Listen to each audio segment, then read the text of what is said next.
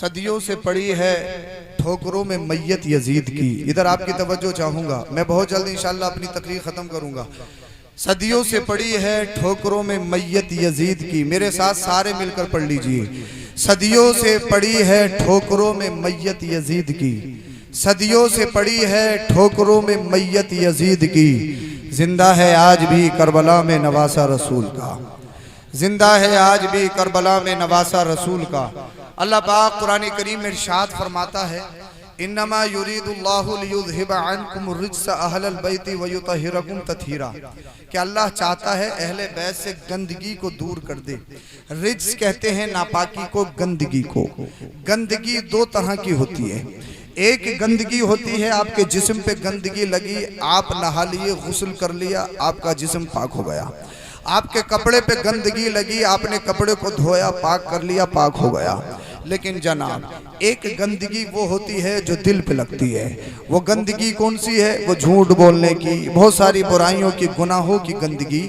اس لیے کہ حدیث پاک میں ہے دل کالا ہونے لگتا ہے, اور جب دل کالا ہو جاتا ہے تو انسان کو پھر بھائی بھائی نہیں لگتا, باپ باپ نہیں لگتا, ماں ماں نہیں لگتی, بڑوں سے بھی زبان درازی کر لیتا ہے, ماں باپ کی آنکھوں میں آنکھیں ڈال کے بات کر لیتا ہے. اس لیے کہ جب دل تنگ ہو گیا, دل سخت اور کالا ہو گیا, پھر اس کے یہاں کوئی رشتے کی کوئی اہمیت نہیں ہے.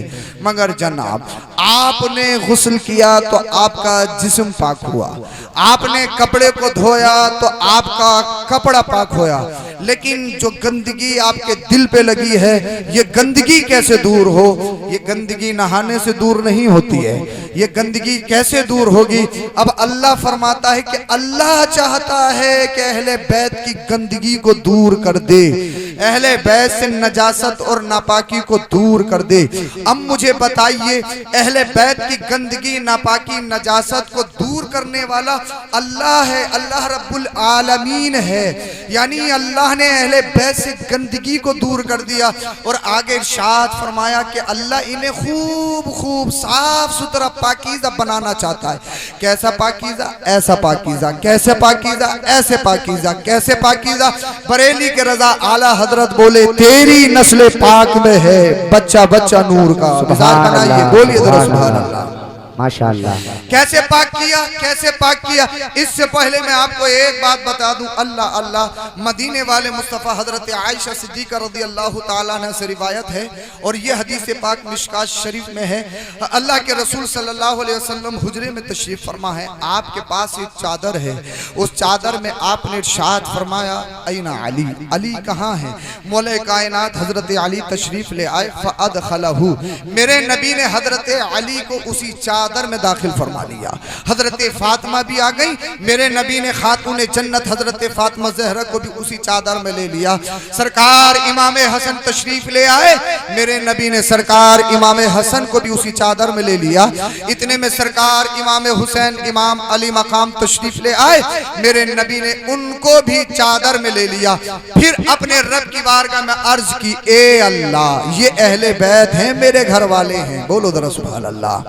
چادر تنی ہے, چادر میں نبی کریم ہے, چادر میں مولا کائنات اسد اللہ شیر خدا داماد رسول ہے. اسی چادر میں فاطمہ زہرا خاتون جنت, مصطفیٰ کی راحت, مصطفیٰ کا سکون, مصطفیٰ کا چین ہے.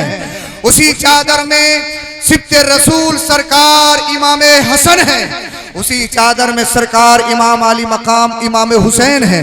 پھر میرے نبی فرما رہے ہیں اپنے رب کی بارگاہ میں عرض گزار, اے اللہ یہ میرے گھر والے ہیں, میں ان سے محبت کرتا ہوں, علی سے میں محبت کرتا ہوں, فاطمہ میری لاڈلی ہے, حسن میرا پیارا ہے, حسین میرے دل کا ٹکڑا ہے. اے اللہ میں ان سے پیار کرتا ہوں, تو بھی ان سے پیار کر. بولو ذرا سبحان اللہ, بولیے ذرا سبحان اللہ. ماحول بنائیے, جلسے کا ماحول بنائیے, انشاءاللہ بہت جلد آپ کا جلسہ ختم ہوگا. کیا فرمایا میرے نبی نے؟ اپنے رب کی بارگاہ میں عرض کر رہے ہیں اے اللہ علی میرا پیارا ہے، میری بیٹی فاطمہ زہرا میری لخت جگر ہے، حسین میرا پیارا ہے، حسن میرا پیارا ہے، اے اللہ میں ان سے پیار کرتا ہوں، تو بھی ان سے پیار کر، اور اے اللہ جو ان سے دشمنی کرے تو ان سے دشمنی کر۔ میرے نبی نے فرمایا علی مجھ سے میں علی سے، فاطمہ میری بیٹی میری شہزادی میری لخت جگر میری نور نظر، حسن میرا بیٹا میرا شہزادہ جنتی پھول ہے، حسین سے میں ہوں میں حسین سے ہوں، یعنی میرا ذکر حسین کا ذکر ہے، میری محبت حسین کی محبت ہے، میری فکر حسین کی فکر ہے، میری دشمنی حسین کی دشمنی ہے، حسین کی دشمنی میری دشمنی ہے، حسین سے عداوت میری عداوت ہے۔ میرے نبی نے فرمایا میں حسین سے، حسین مجھ سے ہے، مطلب یہ ہے قرآن کی آیتیں میں پڑھوں گا، اس کی تفسیر میرا بیٹا حسین کرے گا۔ میرے نبی نے فرمایا حسین مجھ سے ہے میں حسین سے ہوں، یعنی حدیث پاک کے الفاظ میری زبان سے نکلیں گے لیکن حدیث کی تشریح میرا بیٹا حسین کرے گا، اس لیے کہ میرا ذکر حسین کا ذکر ہے، میری فکر حسین کی فکر ہے۔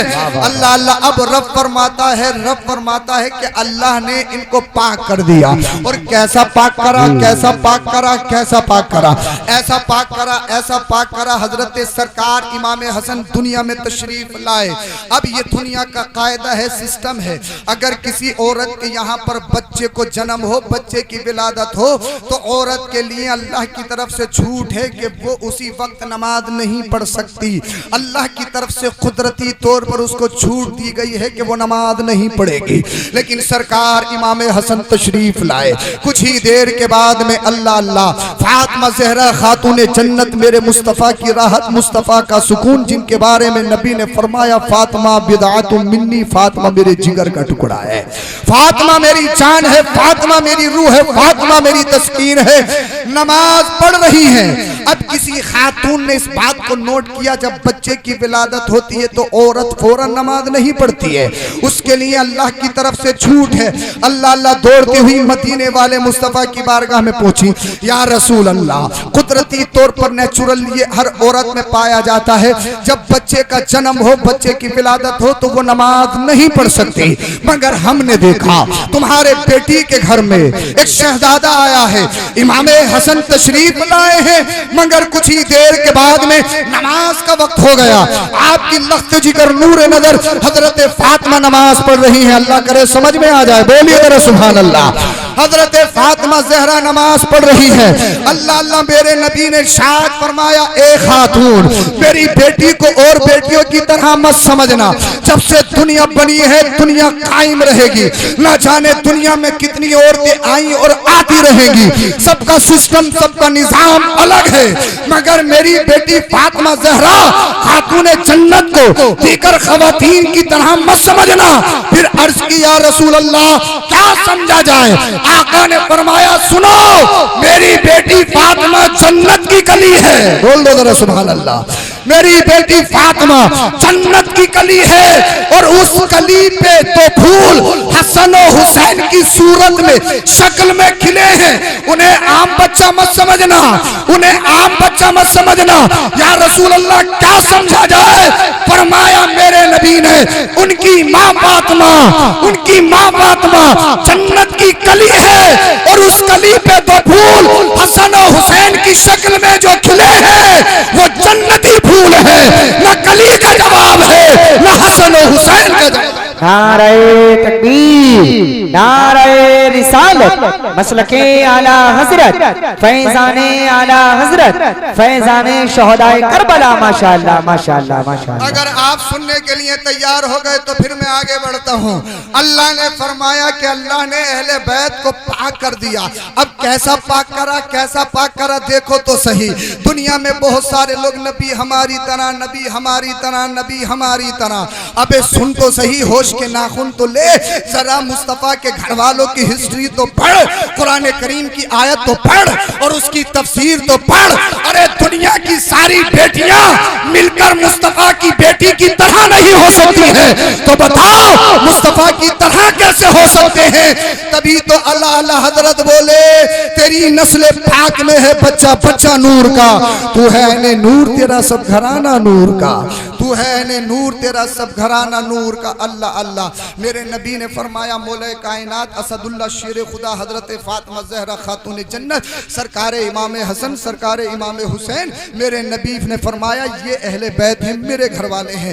اب اللہ نے ان کو پاک کر دیا۔ حضرت علی کا جواب نہیں ہے، حضرت فاطمہ زہرا کا جواب نہیں ہے، سرکار امام حسن کا جواب نہیں ہے، سرکار امام حسین کا جواب نہیں ہے، اس لیے کہ سرکار امام حسن دنیا میں تشریف لا رہے ہیں تو صاحب کسی کے کان میں اس کا ابا اذان پڑھے، کسی کے کان میں مولانا صاحب مولوی صاحب اذان پڑھیں، مگر سرکار امام حسن و حسین وہ عظیم ہستی، وہ عظیم ذات ہیں جن کے کانوں میں اذان پڑھنے والے خود مختار کل نبی کریم ہیں۔ بولو ذرا سبحان اللہ۔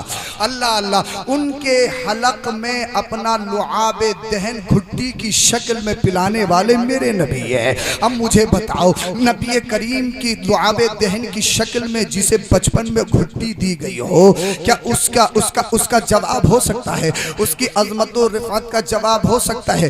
ہرگز نہیں ہو سکتا۔ اللہ اللہ، سرکار امام حسن کا جواب نہیں ہے، سرکار امام حسین کا جواب نہیں ہے۔ جہاں تک میں آپ کو لے جانا چاہتا ہوں مختصر انداز میں وہیں پر لے جانا چاہتا ہوں۔ اللہ اللہ، سرکار امام حسن و حسین کے بارے میں نبی نے فرمایا الحسن والحسین سیدہ شباب اہل الجنہ، حسن و حسین تو جنتی نوجوانوں کے سردار ہیں۔ سبحان اللہ، حسن و حسین تو نوجوانوں جنتی نوجوانوں کے سردار ہیں۔ ایک دن حضرت سرکار امام علی مقام امام حسین مسجد میں تشریف لائے، دیکھا عمر ابن خطاب خلیفہ دوم سیکنڈ نمبر کے خلیفہ خطبہ دے رہے ہیں۔ حضرت سرکار امام علی مقام کہنے لگے اے عمر میرے نانا کے ممبر سے اتریے اور اپنے بابا کے ممبر پہ جائیے۔ عمر ابن خطاب فاروق اعظم اس فاروق اعظم خلیفہ ثانی نے جب سنا تو غصہ نہیں کیا امیر المؤمنین نے۔ اللہ اللہ، سرکار امام علی مقام امام حسین سے کہنے لگے اے شہزادے ممبر تو صرف تمہارے نانا تمہارے بابا کا ہے، ہمارا ممبر کہاں رکھا ہے؟ شہزادے کو اپنی گود میں بٹھایا۔ اللہ اللہ، ممبر پہ سرکار امیر المؤمنین عمر ابن خطاب فاروق اعظم رضی اللہ تعالی عنہ نے اللہ اللہ، آپ اگر ہسٹری پڑھیں، آپ اگر وگوڑ دیکھیں صحابہ اعظام اہل بیت میں کتنا گہرا کنیکشن ہے، کتنا گہرا کانٹیکٹ ہے۔ آج کے بہت سارے لوگ صحابہ اور اہل بیت میں فرق کرتے ہیں اور اہل بیت کی محبت کی آڑ میں صحابہ کی شان میں وہ بکواس بکتے ہیں۔ ذرا ہوش کے ناخن لیں، کان کھول کے سنیں میرے بھائی، ہمیشہ ہمیں اس دنیا میں نہیں رہنا ہے، دنیا سے جانا اللہ کو منہ دکھانا ہے، رسول اللہ کو منہ دکھانا ہے۔ وہ صحابہ جنہوں نے نبی کی عظمت اور نبی کے دین کو بچا کر ہم تک پیش کیا ہے، اور صحابہ میں اور اہل بیت میں کتنا گہرا تعلق ہے۔ مولا کائنات اسد اللہ شیر خدا حیدر کرار داماد رسول جب بصرہ پہنچے تو کسی نے پوچھا حضور ہم نے سنا ہے کہ نبی نے آپ کو ڈائریکٹ خلیفہ بنایا تھا، لیکن آپ پر زبردستی سیدنا صدیق اکبر نے آپ سے مسلح چھین لیا۔ مولا کائنات اسد اللہ شیر خدا کو غصہ آ گیا اور ارشاد فرمانے لگے ارے نادان، اگر میرے نبی مجھے نامزد خلیفہ لکھ دیتے تو دنیا میں کسی میں اتنی ہمت ہے کوئی مجھے مسلح سے ہٹا دیتا؟ بول دو ذرا، بولیے ذرا، بولیے، اللہ کرے آپ کی سمجھ میں آ جائے۔ کیا فرمایا مولا کائنات نے؟ مولا کائنات سے پوچھا گیا حضور ہم نے سنا ہے کہ آپ کو ڈائریکٹ خلیفہ بنایا گیا تھا، نبی کے وصال کے بعد نبی نے لکھا تھا، نبی نے فرمایا تھا علی میرے خلیفہ ہوں گے، علی سب سے پہلے خلیفہ ہیں۔ اللہ اللہ، بولے کائنات نے ارشاد فرمایا اگر میرے نبی نے مجھے خلیفہ بنایا ہوتا تو کیا کوئی مجھ سے خلافت چھین سکتا تھا؟ کیا کوئی مجھ سے مسلح چھین سکتا تھا؟ اگر میرے نبی نے مجھے خلیفہ بنایا تھا تو کیا علی صدیق اکبر کے ہاتھوں میں ہاتھ دے سکتا تھا؟ اگر میرے نبی نے ڈائریکٹ مجھے خلیفہ بنایا ہوتا تو کیا علی عمر ابن خطاب کے ہاتھوں میں ہاتھ اور ان سے بیعت کر سکتا تھا؟ ہرگز نہیں۔ اب بہت سارے لوگ کہتے ہیں مجبوری مجبوری مجبوری مجبوری مجبوری۔ ارے جناب کیسی بات کر رہے ہو؟ مجبوری کہہ کے تو یہ خود مولا علی کی شان میں توہین ہے۔ یہاں مجبوری پہ فیصلے نہیں ہوتے ہیں۔ ارے مجبوری ان کے سامنے نہیں تھی، مجبوری تو کربلا کے میدان میں علی کے شیر حسین پاک کے سامنے تھی، لیکن حسین اعظم نے بتا دیا مصطفیٰ کے گھر والے اہل بیت وہ مجبوری سے سمجھوتا نہیں کرتے ہیں، وہ وہی کرتے ہیں جو ان کے نانا کا حکم ہے، جو شریعت کا حکم ہے، جو قرآن کا حکم ہے۔ نعرہ تکبیر، نعرہ رسالت، مسلک اعلی حضرت، فیضان اعلی حضرت، فیضان شہدائے کربلا، شہید اعظم کانفرنس سرزمین اوبری۔ ماشاءاللہ ماشاءاللہ۔ ارے مجبوری کا تو مسئلہ ہی نہیں ہے، یہ اسد اللہ ہے، اللہ کے شیر ہیں۔ بول دو بول دو اللہ کے شیر کے سامنے مجبوری۔ ارے جناب یہ مجبوری سے سمجھوتا نہیں کرتے ہیں، مفاد کی پٹی ان کے آنکھوں پہ نہیں بنتی ہے، مصلحت کی زنجیریں ان کے پیروں میں نہیں پڑتی ہیں، اس لیے کہ یہ اہل بیت ہیں، یہ شیر خدا داماد رسول ہیں۔ اللہ اللہ سیدنا زین العابدین رضی اللہ تعالیٰ عنہ جو سرکار امام حسین کے شہزادے ہیں، بڑے شہزادے، ان سے پوچھا گیا حضور شیخین کی فضیلت کے بارے میں، سیدنا صدیق اکبر اور عمر فاروق اعظم کے بارے میں آپ کی کیا رائے ہے، کیا کنسیپٹ ہے، کیا اوپینین ہے؟ ذرا آپ توجہ کے ساتھ سنیں۔ اللہ اللہ تو سیدنا بیمار زین العابدین، بھائی میری بات ہو تو مجھے واپس کر دو، مگر حسینی ہو نا، حسین پاک کو تو مانتے ہو، میں حسین پاک کی ڈائریکٹ بیٹے زین العابدین کی بات بتا رہا ہوں، میری بات ہو تو مجھے واپس کر دو۔ میں کس کی بات بتا رہا ہوں؟ سیدنا زین العابدین کی بات بتا رہا ہوں۔ کسی نے پوچھا حضور شیخین صدیق اکبر عمر فاروق اعظم کے بارے میں کیا کنسیپٹ ہے، ان کی فضیلت کے بارے میں آپ کا کیا کہنا ہے؟ آپ نے کیا جامع جملہ فرمایا، اس جملے پہ میری عزت میری پوری زندگی قربان، بولیے ذرا سبحان اللہ۔ آپ سے پوچھا گیا حضور یہ بتائیے صدیق اکبر عمر فاروق اعظم ان کی فضیلت کے بارے میں آپ کی کیا رائے ہے؟ اللہ اللہ سیدنا زین العابدین نے فرمایا اگر میرے نبی کو پیارے نہیں ہوتے تو کیا روضہ رسول میں نبی کے پہلو میں لیٹے ہوتے؟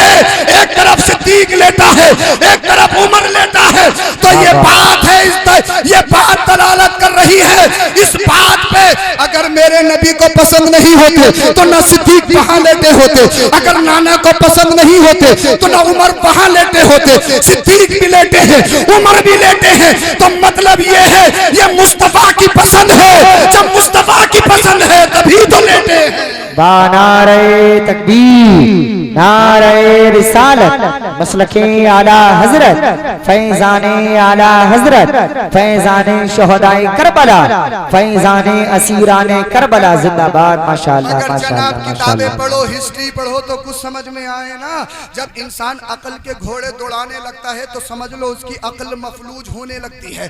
جناب میری ذات آگے نہیں ہے، شریعت آگے ہے، میں آگے نہیں ہوں، لیکن آج کے دور میں لوگوں کا مزاج بن چکا ہے جو میری طبیعت کے مطابق ہے تو مجھے اچھا لگتا ہے، اور جیسے ہی میری طبیعت کے خلاف بات ہوئی تو لوگ ہیلے بہانے بنانے لگتے ہیں کہ صاحب یہ بات ٹھیک نہیں بنا رہے ہیں۔ جناب اپنی ذات کی بات آئے تو ذات مت دیکھو، اس لیے کہ دنیا میں ہمیشہ نہیں رہنا ہے، اللہ کو منہ دکھانا ہے، رسول اللہ کو منہ دکھانا ہے۔ اگر آپ واقعی سچے پکے حسینی ہو تو حسینی کردار اور حسن پاک امام حسین پاک کی زندگی کے جو شعبے ہیں ان کا جو لائف اسٹائل ہے وہی لائف اسٹائل آپ کو اختیار کرنا ہوگا۔ اللہ اللہ سرکار امام زین العابدین رضی اللہ تعالیٰ عنہ نے فیصلہ فرما دیا اور آپ نے سن بھی لیا۔ کون ہے اہل بیت؟ میرے نبی کے گھر والے ہیں اہل بیت۔ سرکار امام حسن رضی اللہ تعالیٰ عنہ نے اسی امت کو بچانے کے لیے، نانا کی امت کو پار لگانے کے لیے اقتدار پر لات مار دی، کرسی پر لات مار دی، ستہ پر لات مار دی۔ جب یزید پلید تخت نشین ہوا سب سے پہلے اس نے مدینہ شریف کو ایک خط لکھا گورنر کے پاس کہ جلد از جلد حسین ابن علی، عبداللہ ابن زبیر، عبداللہ ابن عمر سے جلد از جلد بیعت لی جائے، اس لیے کہ اگر ان تینوں نے بیعت نہیں لی تو پھر ہماری اقتدار، ہماری کرسی چھن سکتی ہے۔ اللہ اللہ، یزید پلید کا خط جب مدینہ شریف کے گورنر کے پاس پہنچا، سرکار امام حسین کو بلایا گیا، سرکار امام حسین کو وہ خط دکھایا گیا، سرکار امام علی مقام امام حسین پاک نے فرمایا وہ یزید پلید شرابی عیاش مکار ہے، شریعت کی پامالی کرتا ہے، شریعت کی مخالفت کرتا ہے، ہرگز اس کے ہاتھوں میں ہاتھ نہیں دیا جائے گا۔ مختصر یہ ہے، سرکار امام علی مقام نے روضہ رسول پیارا شہر مدینہ شریف چھوڑا، اس کے بعد میں مکہ المکرمہ بھی چھوڑا، جائزے کے لیے حضرت مسلم بن عقیل اور آپ کے ساتھ دو بچے، ایک کا نام محمد ایک کا نام ابراہیم، کوفے کو بھیجا۔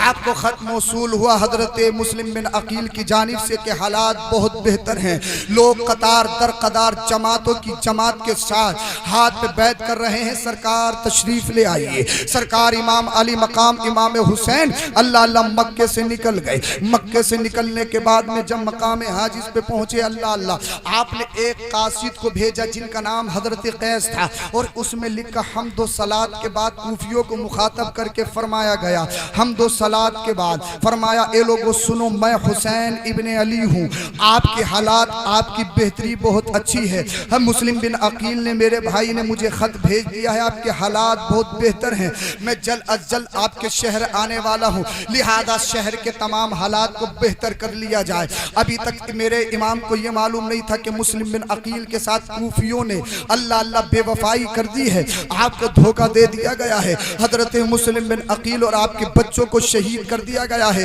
یہ خط لے کر جب حضرت قیس کو بھیجا تو ابن زیاد نے شہر کے چاروں طرف اپنے جاسوس چھوڑ رکھے تھے۔ اللہ اللہ، جب مقام قادسیہ میں حضرت قیس پہنچے، وہاں پر آپ کو قیدی بنا لیا گیا۔ قیدی بنانے کے بعد میں ابن زیاد کے دربار میں پیش کیا گیا۔ ابن زیاد نے حضرت قیس کے ہاتھ میں دیکھا، وہ خط خط حسین تھا، وہ لیٹر سرکار امام حسین کا لیٹر تھا۔ اللہ اللہ، اس میں جو لکھا ہوا تھا وہ ابن زیاد نے پڑھا۔ ابن زیاد یزیدی کتا کہنے لگا، اے قیس، اگر تمہیں اپنی جان کی امان چاہیے، اگر تم چاہتے ہو کہ تمہاری جان بخش دی جائے تو تمہیں صرف ایک کام کرنا ہوگا۔ کیا کام کرنا ہے؟ وہ کام کرنا یہ ہے کہ گورنر ہاؤس کی چھت پر چڑھ کر تمہیں حسین ابن علی کو جھوٹا کہنا ہوگا، تمہیں سرکار امام حسین کی توہین کرنی ہوگی، ان کے بارے میں برا بھلا کہنا ہوگا، ان کے بابا علی کی برائی کرنی ہوگی۔ حضرت قیس گورنر ہاؤس کی چھت پہ چڑھ گئے۔ ابن زیاد سوچ رہا تھا،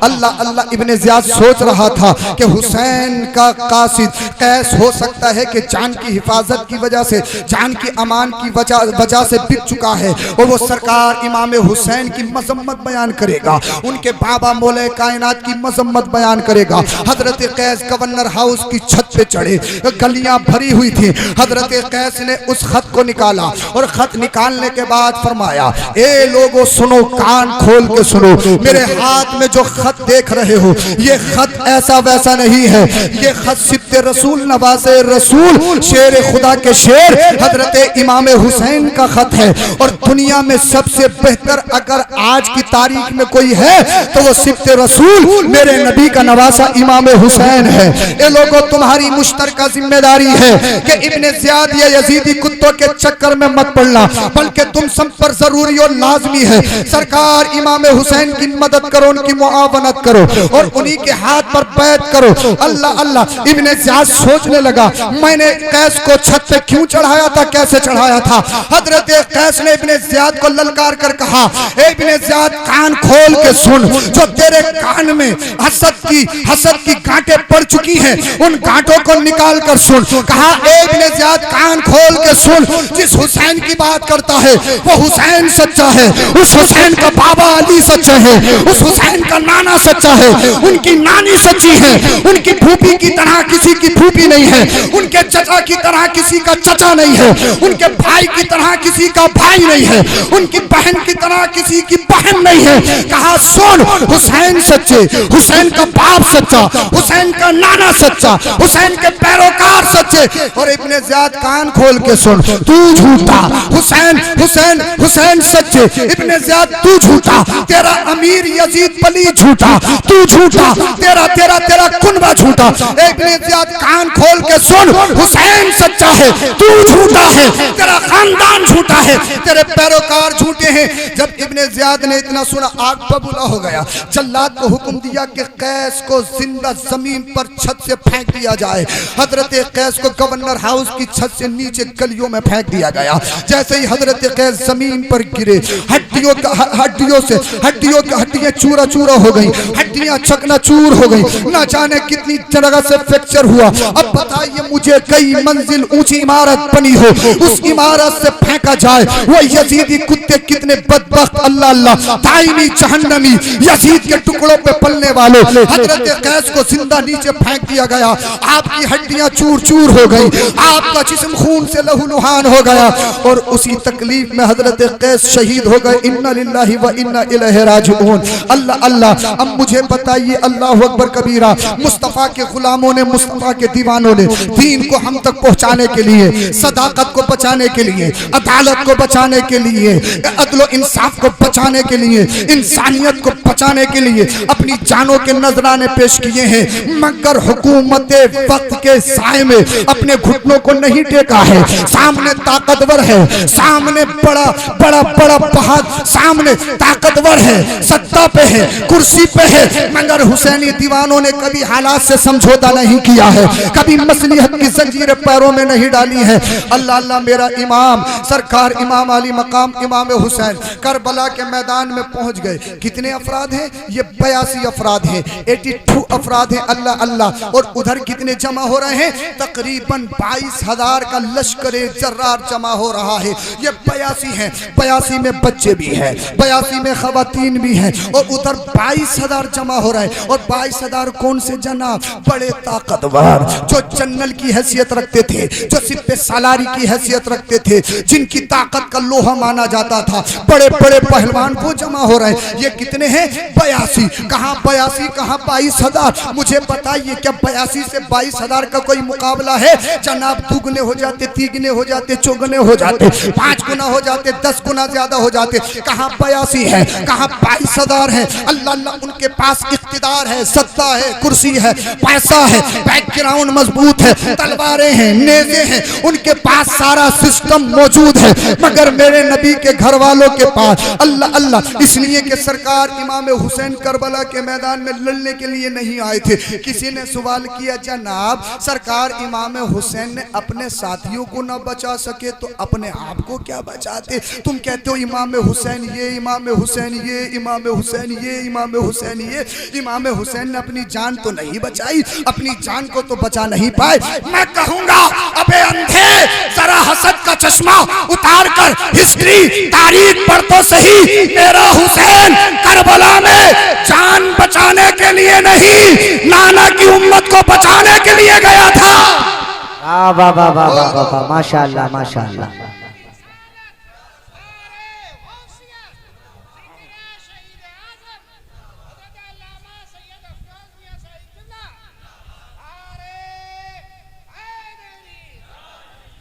اس لیے اب بہت سارے لوگ کہتے ہیں نبی جب نواسے کو نہیں بچا سکے تو کسی اور کو کیا بچائیں گے. میں کہوں گا سن, تاریخ یا حدیث کا کوئی ٹکڑا ایسا دکھا سکتا ہے جس میں میرے نبی نے اپنے نواسے کو بچانے کے لیے دعا کی ہو؟ کیا کوئی حدیث کوئی ایسی دکھا سکتا ہے کہ نبی نے بچانے کی کوشش کی ہو, دعا کی ہو؟ ارے جناب بات تو یہ آتی کہ میرے نبی ہاتھ بھی اٹھاتے بچانے کے لیے, اللہ اللہ, اور میرا حسین بچ بھی نہیں پاتا, تب تو تمہارا سوال نشان صحیح تھا. مگر میرے نبی نے حسین کو بچانے کے لیے دعا نہیں کی ہے, بلکہ جب بھی دعا کی تو یہی کی, اے اللہ جب کربلا کے میدان پہ میرے حسین پر, میرے نواسے پر چاروں طرف سے تیروں سے, تلواروں سے, نیزوں سے حملے ہو رہے ہو, کہ اللہ میرے حسین کو صبر پر ثابت قدم رکھنا, دین پر ثابت قدم رکھنا. اس لیے کہ نبی جانتے ہیں حسین کو بچانا نانا نہیں ہے بلکہ حسین اپنے نانا کی امت کو بچانے کے لیے آیا ہے، نانا کی امت کی کشتی کو پار لگانے کے لیے آیا ہے۔ اس لیے سرکار امام حسین جناب سرکار امام حسین سرکار امام علی مقام کی بات آ گئی ہے تو سنو، یہ 22,000 ہیں، وہ 82 ہیں، پھر بھی لڑنے کے لیے مقابلہ کرنے کے لیے کسی میں اتنی ہمت نہیں، طاقت نہیں جو مقابلہ کر سکے۔ کہا ان پہ پانی بند کر دو، جب پانی نہیں پئیں گے تو کمزور ہو جائیں گے، جب کھانا نہیں کھائیں گے تو کمزور ہو جائیں گے۔ 3 دن پانی نہیں پیا ہے، 3 دن کھانا نہیں کھایا ہے، وہ ظالم سمجھ رہے تھے حسینی فوج یا میرے نبی کے گھر والے کمزور پڑ گئے ہیں، شکست کھا جائیں گے۔ سرکار امام علی مقام امام حسین نے اپنے خیمے کے پاس اللہ اللہ آگ لگائی، خندق کھودی اور خندق میں آگ لگائی۔ ایک یزیدی کتا آگے بڑھا اور میرے حسین کی مذاق بناتے ہوئے بولا، حسین تم نے جہنم کی آگ سے پہلے ہی دنیا میں آگ لگا لی ہے، ماد اللہ رب العالمین۔ یہ کس سے کہہ رہا ہے؟ اس حسین سے کہہ رہا ہے جو جنت کا سردار ہے، بولو ذرا سبحان اللہ۔ میرے حسین کو یہ بات بری لگی، دل پہ چوٹ لگی۔ اللہ اللہ، ایک حسینی فوجی آگے بڑھا، حضور اجازت دیجئے اس کی گردن لاؤں گا۔ میرے حسین نے فرمایا نہیں، اس سے بدلہ تو نہیں، اس سے بدلہ میرا رب لے گا، بولو ذرا سبحان اللہ۔ میرے حسین نے رب کی بارگاہ میں ہاتھوں کو اٹھایا، عرض کی اے اللہ، اس نے تیرے نبی کی نواسے کو للکارا ہے، جنت پہ جس کا قبضہ ہے، آب کوثر جس کے قبضے میں ہے، اس نواسے کو للکارا ہے۔ اللہ اللہ، اے رب تو ہمارا انتقام لے لے، ہمارا بدلہ لے لے۔ اچانک وہ جس گھوڑے پہ سوار تھا یزیدی کتا، اس کا گھوڑا بتکا، اس کی ایک ٹانگ زمین پر کھچڑی اور ایک ٹانگ رکام میں پھنس گئی۔ گھوڑا بھاگتا گیا بھاگتا گیا بھاگتا گیا اور بھاگتے بھاگتے جو آگ جل رہی تھی اس خندق میں چھوڑ دیا۔ وہ خندق میں چل کے العطش العطش، پیاس کہتا کہتا اس دنیا سے اللہ اللہ جہنم میں چلا گیا۔ میرے حسین نے فرمایا، دیکھ اللہ نے دنیا اور آخرت کی آگ ہمارے لیے نہیں، یہ تو تمہارے لیے تیار کر رکھی ہے۔ اللہ نے تو ہمارے لیے جنت میں محل بنائے رکھے ہیں، جنت پہ ہمارا قبضہ ہے۔ جس کی طرف نبی کے گھر والے یا نبی اشارہ کر دے وہ جنت میں جائے گا، اس لیے دنیا ان کی ہے، جنت ان کی ہے۔ شہر یار ارم، تاجدار حرم، نوبہار شفاعت پہ لاکھوں سلام۔ میرے سرکار امام علی مقام امام حسین نے کئی کرامتوں کا ظہور کربلا کے میدان میں دکھایا تاکہ یزیدی کتے حسین کو محتاج نہ سمجھ لے، مگر حسین کا مقصد گھر والوں کو بچانا نہیں تھا، حسین کا مقصد اپنے آپ کو بچانا نہیں تھا۔ یک بعد دیگر اللہ اللہ، یک بعد دیگر اللہ کی بارگاہ میں اپنی جانوں کے نذرانے پیش کر رہے ہیں۔ اللہ اللہ، جانثار آ رہے ہیں، رب کی بارگاہ میں جانوں کے نذرانے دے رہے ہیں۔ اب گھر والوں کی باری آ جاتی ہے، گھر والے آ رہے ہیں، اپنی جانوں کے نذرانے پیش کر رہے ہیں۔ حضرت عباس کے بھائیوں نے اپنی شہادت سرکار امام علی مقام کی قدموں پہ نچھاور کر دی۔ بعدہ حضرت سرکار امام حسن کے بیٹے حضرت قاسم رضی اللہ تعالیٰ ابن حسن اپنے چچا حضرت امام حسین کی بارگاہ میں کھڑے، حضور اب مجھے اجازت دیجئے، اب مجھے اجازت دیجئے، میں میدان کربلا میں جانا چاہتا ہوں۔ میرے حسین نے دیکھا میرا بھتیجا، میرے بھائی حسن کی یادگار، جن کو حضرت قاسم کہا جاتا ہے، جن کی 19 سال کی عمر ہے اور جن کا رشتہ نسبت میرے امام حسین کی بیٹی سیدہ سکینہ سے طے ہو گیا تھا۔ آپ کی عمر 19 سال ہے، حضرت سیدہ سکینہ سے رشتہ ہوا تھا جناب، شادی نہیں ہوئی تھی، صرف رشتہ ہوا تھا۔ مہندی کے نام پر جو خرافات کا بازار گرم کیا جاتا ہے یہ لا علمی ہے، اہل سنت والجماعت نے ان تمام باتوں کا کنڈم کیا ہے۔ خود سوچئے، لڑکے کے لیے تو نہ شادی سے پہلے مہندی لگانا جائز ہے، نہ شادی کے بعد مہندی لگانا جائز ہے، تو جو نبی کے نواسے ہوں، اللہ اللہ، اتنا قریبی رشتہ ہو، کیا وہ شریعت کی مخالفت کر سکتے ہیں؟ صرف رشتہ ہوا تھا حضرت قاسم کا حضرت سکینہ سے، شادی نہیں ہوئی تھی، اس لیے کہ میرا حسین کربلا کے میدان میں شادی کرنے کے لیے نہیں گیا تھا۔ سرکار امام علی مقام کی بارگاہ میں حضرت قاسم کھڑے ہیں کہ میرے چچا مجھے اجازت دیجئے۔ سرکار امام حسین نے فرمایا نہیں، تم میرے بھائی کی آخری نشانی ہو، میرا بھائی یادگار کے طور پر اللہ اللہ میرے پاس تمہیں چھوڑ گیا ہے، اگر میں تمہیں بھی ان تلواروں سے، نیزوں سے، بھالوں سے چھلنی ہونے نہیں دے سکتا، تلواروں سے زخمی ہونے نہیں دے سکتا۔ سرکار امام حسین کی بارگاہ میں سرکار امام قاسم قدموں میں گر گئے، عرض کرنے لگے، حضور سرکار اپنے قدموں پر اپنی جان کا نظرانہ اور شہادت دینے سے اس عظیم سعادت سے مجھے محروم مت کیجئے، خدا کا واسطہ مجھے اجازت دے دیجئے۔ پھوپھی سیدہ زینب اپنے بھائی سے کہہ کر مجھے اجازت دلوا دیجئے۔ سرکار امام حسین رضی اللہ تعالی عنہ نے اپنے بھتیجے کی جب اس جانثاری جذبے کو دیکھا اجازت دے دی۔ اللہ اللہ، اب علی کا شیر، امام حسن کا شیر، امام قاسم کربلا کے میدان میں پہنچا تو ایک دشمن کا کہنا ہے جب امام قاسم کربلا کے میدان میں تشریف لائے تو ایسا لگ رہا تھا کہ آسمان کا چاند زمین پر آ گیا ہو۔ بولو ذرا سبحان اللہ۔ ایک دشمن کا کہنا ہے لہراتی ہوئی تلوار، چمکدار تلوار، شیر خدا کا شیر، اللہ اللہ، امام قاسم کربلا کے میدان میں آ گئے۔ اللہ اللہ، امام قاسم نے للکارا، کوئی ہے مقابلے میں تو آ جائے، کوئی ہے مقابلے میں تو آ جائے۔ عمر ابن سعد ایک پہلوان تھا، ارزق نام سے بہت بڑا مشہور پہلوان تھا۔ عمر ابن سعد نے ارزق سے کہا جائیے اور امام قاسم سے لڑیے، قاسم سے لڑیے۔ ارزق بولا یہ تو میری توہین ہے، میں نامور پہلوان اور یہ بچہ، میں اس بچے سے لڑوں گا۔ عمر بن سعد بولا اسے بچہ مت سمجھو، یہ امام حسن کا بیٹا، شیر خدا، داماد رسول کا پوتا ہے، اسے بچہ مت سمجھو۔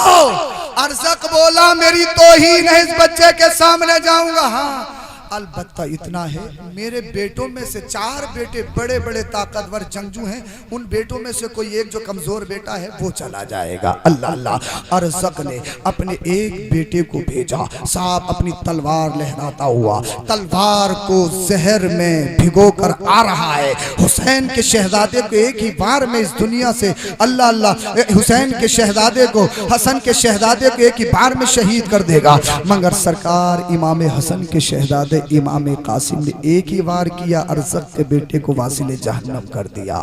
اللہ اللہ، اس کی تلوار ہاتھ میں لے لی، دوسرا بھائی آ گیا، دوسرے بھائی کو بھی ایک ہی وار میں واصل جہنم کر دیا، تیسرا آیا، تیسرے کو بھی واصل جہنم کر دیا، چوتھا آیا، چوتھے کو بھی واصل جہنم کر دیا۔ عمر ابن سعد ارزق سے بولا میں نے پہلے ہی کہا تھا اسے بچہ مت سمجھنا، اس کی رگوں میں شیر خدا کا خون ہے،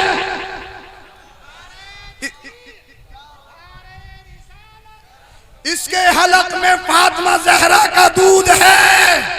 ارزق اپنے گھوڑے پہ سوار ہوا، تلوار کو لہراتا ہوا آ رہا ہے اور اعلان کر رہا ہے بچے اپنی جان بچا، جان تیری موت تیرے سر پر کھڑی ہے۔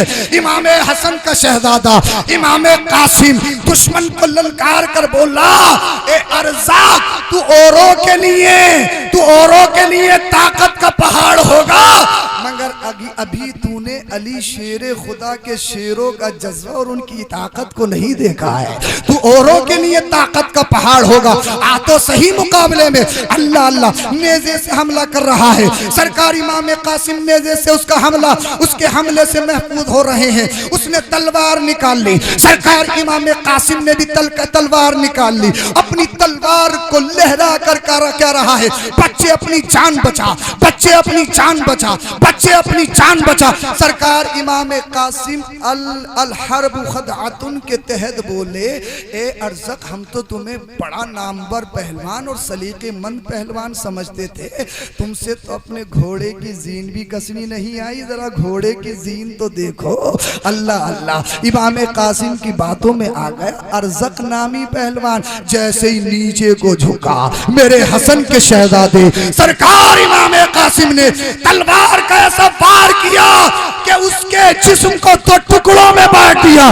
سرکار امام قاسم نے تلوار کو لہرایا، گھوڑے پہ سوار ہوئے اور سوار ہونے کے بعد سرکار امام حسین کی بارگاہ میں تشریف لائے۔ یا اما العطش العطش العطش، اے میرے چچا مجھے پانی کی بوند مل جائے، پانی کا قطرہ مل جائے تو میں ابھی چند سیکنڈوں میں ان سب کو واصل جہنم کر کے آتا ہوں۔ نواز رسول سبت رسول امام حسین نے فرمایا میرے بھتیجے میرے شہزادے، تمہارے لیے دنیا کا پانی نہیں ہے، تمہارے نانا آب کوثر پہ تمہارا انتظار کر رہے ہیں، جو اپنے دست کرم سے آب کوثر پلائیں گے، اور آب کوثر پینے کے بعد ایسے سیراب ہوگے کہ تمہیں کبھی پیاس ہی نہیں لگے گی۔ اللہ اللہ، سرکار امام حسن کا شہزادہ امام قاسم گھوڑے پہ سوار ہو کر تلوار لہرا کر کربلا کے میدان میں ہے۔ اب عمرو ابن سعد بولا، میں نے تو پہلے ہی کہا تھا یہ حسین، یہ حسن، یہ ابن حسن ہے، یہ شیر خدا کا شیر ہے،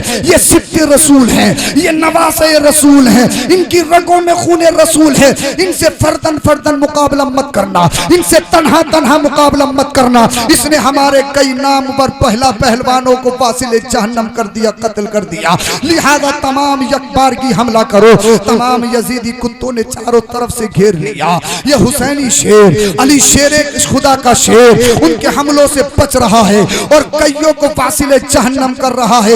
آپ کے جسم پر تقریباً 27 زخم آ چکے ہیں۔ اللہ اللہ، آپ گھوڑے پر سوار ہیں، 27 زخم آپ پہ آ چکے ہیں۔ سب سے بعد میں شیس ابن سعد نے آپ پر نیزے کا وار کیا، جس سے آپ بے حد زخمی ہو گئے، آپ گھوڑے سے نیچے آ گئے۔ آپ نے اپنے چچا کو پکارا، یا عما ادرکنی، اے میرے چچا میری خبرگیری فرمائیے، اے میرے چچا مجھے تھامیے، مجھے سنبھالیے۔ سرکار امام حسین کربلا کے میدان میں اپنے شہزادے سرکار امام قاسم کو دیکھنے کے لیے گئے۔ آپ نے سرکار امام قاسم کو اپنی گود میں لیا۔ لینے کے بعد سرکار امام قاسم نے اپنی آنکھوں کو کھولا، اور کھولنے کے بعد یا اما ادرکنی، یا اما ادرکنی، میرے چچا مجھے سنبھالیے، میرے چچا مجھے سنبھالیے۔ پھر میرے امام نے آپ کی آنکھوں پہ ہاتھ پھیرا، آپ کی آنکھیں بند ہو گئیں۔ انا للہ و انا الیہ راجعون۔ سرکار امام حسن کی یاد، حضرت امام قاسم شہید، سرکار علی اکبر، سرکار علی اصغر، اللہ کے رسول صلی اللہ علیہ وسلم کے چمن کی کلیاں یکے بعد دیگر اللہ کی راہ میں اپنی جانوں کا نذرانہ پیش کر رہی ہیں۔ جانتے ہو کیوں؟ جانتے ہو کیوں؟ جانتے ہو کیوں؟ آخرکار ایسا تھا کیوں؟ ایسا کیوں ہوا؟ جانتے ہو کیوں؟ سرکار امام حسین امام علی مقام نے اپنا تن من دھن سب کچھ قربان کر کے لوگوں کے اندر ایک بیداری انقلابی نعرہ دیا ہے۔ لوگوں، طاقت اور سامنے کی دشمن کی طاقت دیکھ کر کبھی بھی ایمان اور عقیدے سے سمجھوتا نہیں کرنا ہے، مجبوری کے ہاتھوں ہاتھ نہیں دینا ہے۔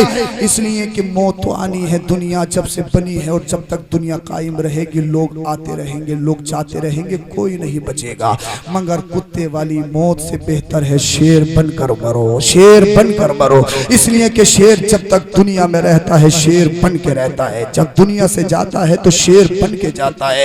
وہ چلا جاتا ہے لیکن اللہ اس کا نام، اس کا کام زندہ کر دیتا ہے۔ اللہ اللہ، سرکار امام حسین رضی اللہ تعالی عنہ نے سب کچھ قربان کر دیا، اور سرکار امام حسین جب تک میدان و کرب و بلا میں ہیں تو ذرہ ذرہ کہہ رہا ہے حسین زندہ، حسین زندہ، حسین زندہ۔ آسمان کا چاند کہہ رہا ہے حسین زندہ، آسمان کا سورج کہہ رہا ہے حسین زندہ۔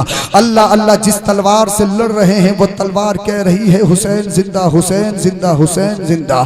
صدیق کی صداقت بول رہی ہے حسین زندہ۔ فاروق اعظم نعرہ تکبیر، نعرہ رسالت، نعرہ حیدری، نعرہ غوثیت، مسلک اعلی حضرت، فیضان اعلی حضرت، فیضان شہدائے کربلا، خطیب ہندوستان علامہ مفتی حماد رضا صاحب قبلہ قادری، خطیب ہندوستان علامہ مفتی حماد رضا صاحب قبلہ قادری مراد آبادی، شہید اعظم کانفرنس۔ نعرہ تکبیر، نعرہ رسالت۔